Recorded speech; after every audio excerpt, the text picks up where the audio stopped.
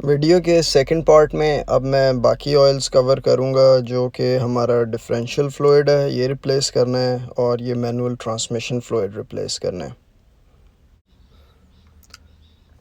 ये रही ट्रांसमिशन, और ये ट्रांसमिशन का ड्रेन प्लग है नीचे, और लेफ़्ट साइड में ऊपर ये इसका रीफ़िल के लिए प्लग है, जहाँ से वापस नया ऑयल डालना है। और ये पीछे ड्राइव शाफ्ट आ रही है ट्रांसमिशन से सीधी डिफरेंशियल में, और ये डिफरेंशियल का ड्रेनिंग प्लग है, और इसके पीछे यहाँ पे ये रीफ़िल के लिए है प्लग। और ये डिफरेंशियल से दो शाफ्ट्स, दोनों ड्राइव शाफ्ट्स जा रही हैं व्हील्स को, रेयर व्हील्स को।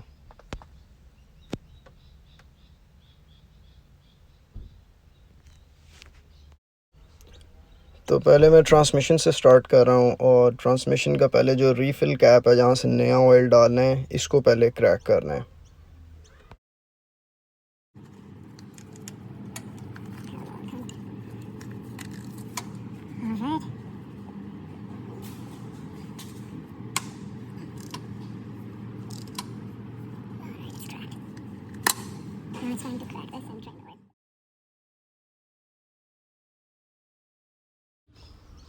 अब मैं ड्रेन प्लग को क्रैक करके जो ऑयल है सारा ट्रांसमिशन में, वो ड्रेन कर दूँगा।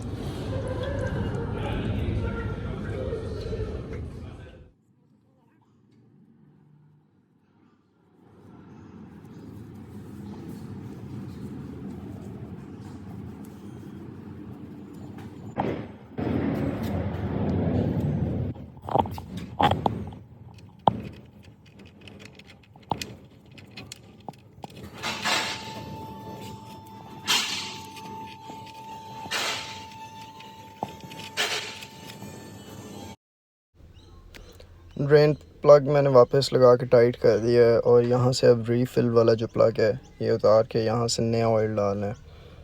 और मैंने बताया ट्रांसमिशन के लिए भी मैं लिक्विड मोली यूज़ कर रहा हूँ, और ये एक बहुत ज़बरदस्त ब्रांड है ऑयल्स का।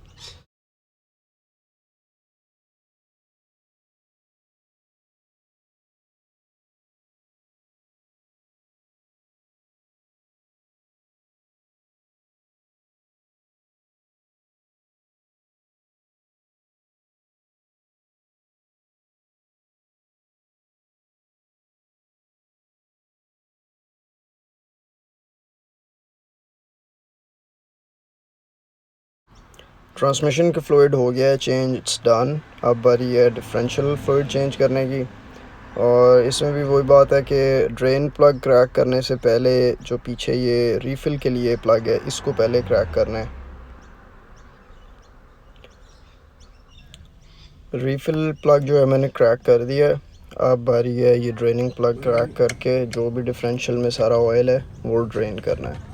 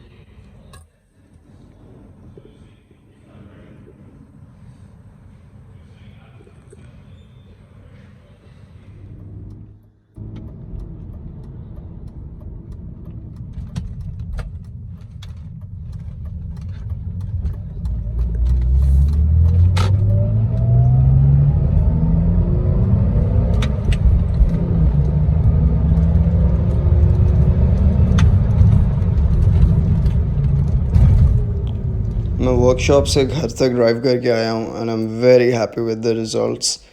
I highly recommend leaky Molly manual transmission fluid. मेरी गियर शिफ्टिंग में बहुत ज़्यादा इम्प्रूवमेंट है और इंजन आइडलिंग भी बहुत स्मूथ है, पहले से बहुत क्वाइट है।